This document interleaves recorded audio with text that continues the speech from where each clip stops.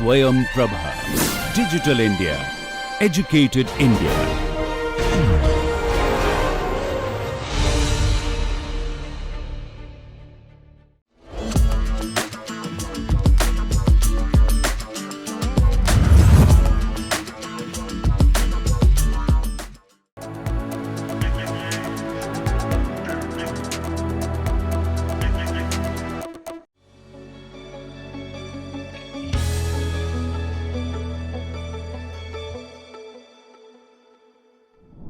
Welcome back to another edition of Insight.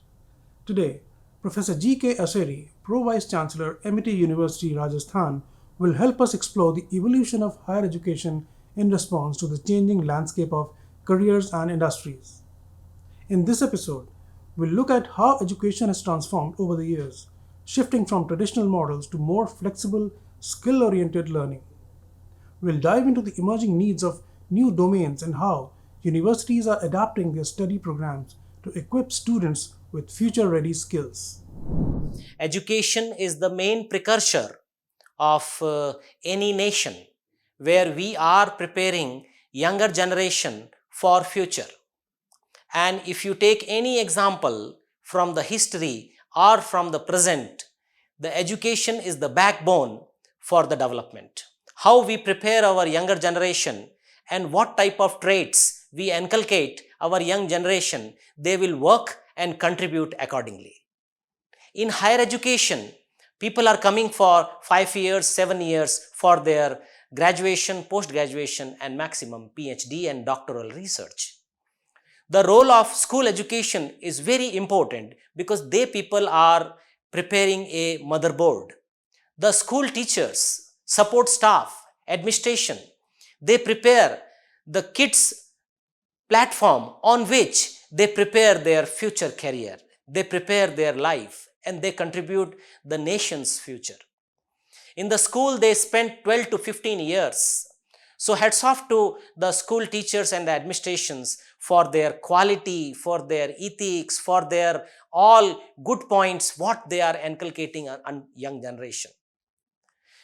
The most important in higher education is, this is the last touch point, how we prepare the curriculum and how we prepare the generation. So in next 10 minutes, I will give little bit about the higher education mechanism and how higher education is evolving in a developing country like India.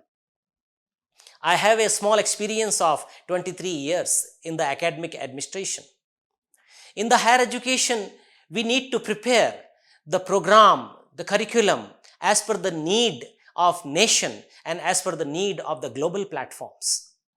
How industries are changing, how the program domains, how the needs are continuously evolving as per the need of the human civilization, as per the need of the new market. So if we prepare the program as per the need of industry, so MIT University Rajasthan is running need-based program. And for the preparation of the program, we need to interact with the industry. So the domain-specific industry, we need to invite.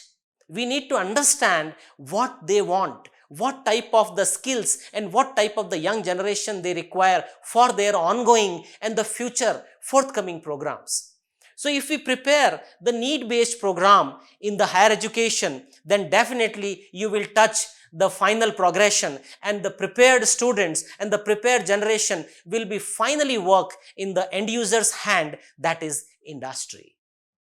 Now the main point, the program is ready. So what type of the traits, what type of the material you can add? Definitely the story starts with the core subjects. We add the core. It may be physics, it may be chemistry, it may be the basic biology, it may be the media, it may be the management, it may be the architecture. Whatever domain you prepare for the students, and as per the need, as per the taste, as per the desire, students are coming. We need to start with the domain. And then as per the changing, as per the new requirement, we need to give domain-based electives.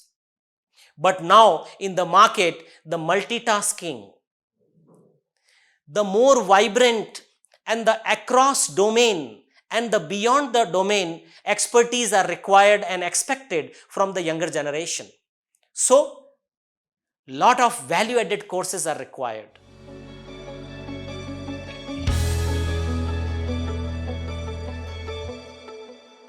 Now we come on the infrastructure.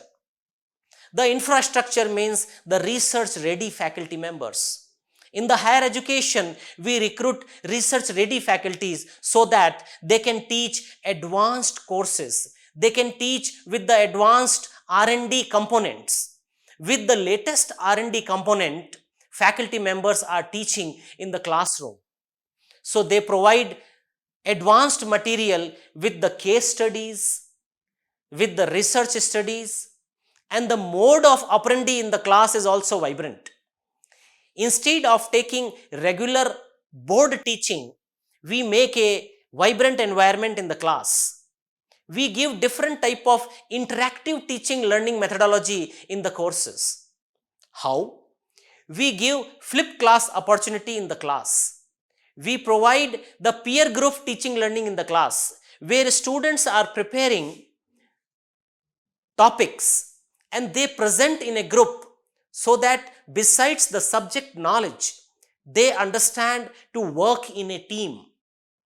They researched first, they collect the material, and they prepare a capsule on topic based and teach in a stipulated time. So this is the new teaching learning methodology in the class, and our evaluation is also 50-50.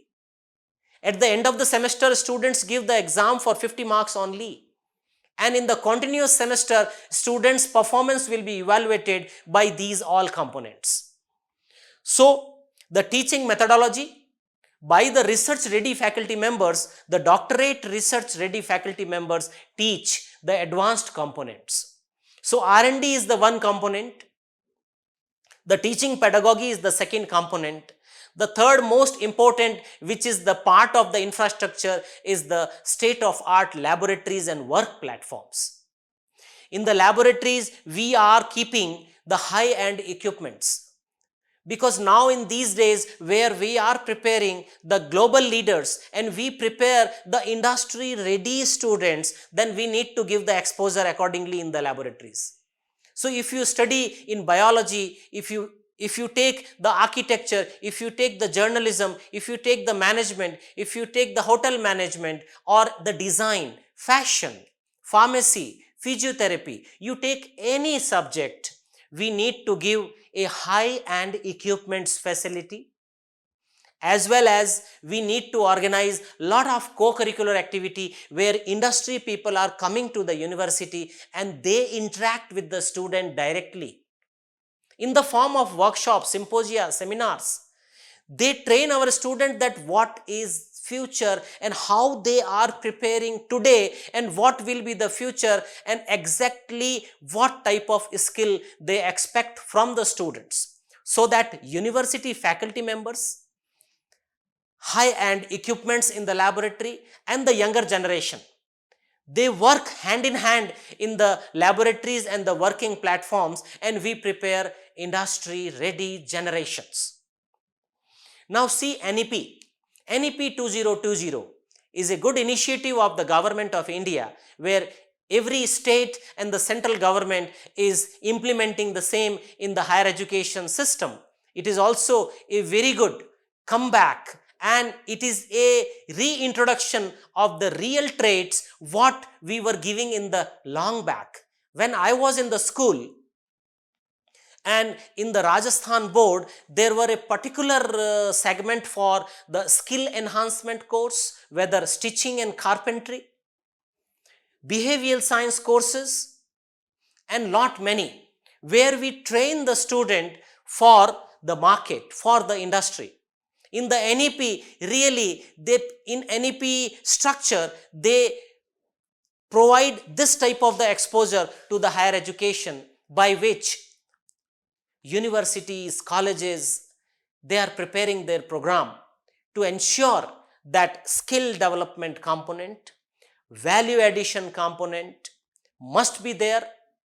And besides the domain and core, These traits must be in the structure so that with latest teaching pedagogy and these components, we ensure, and the higher education system ensures, the ensured progression and their fitment with the industry. So our today's conclusion is the R&D component will be the strong platform by the faculty members, by the state of art infrastructure, and the program structure where the outcome based education with all skill based and the value addition component makes the future ready students for industry. So my dear students, my dear teachers and my fellow colleagues, we must ensure that our curriculum and our infrastructure must be at global platform where we prepare the industry ready students for national needs and for global needs.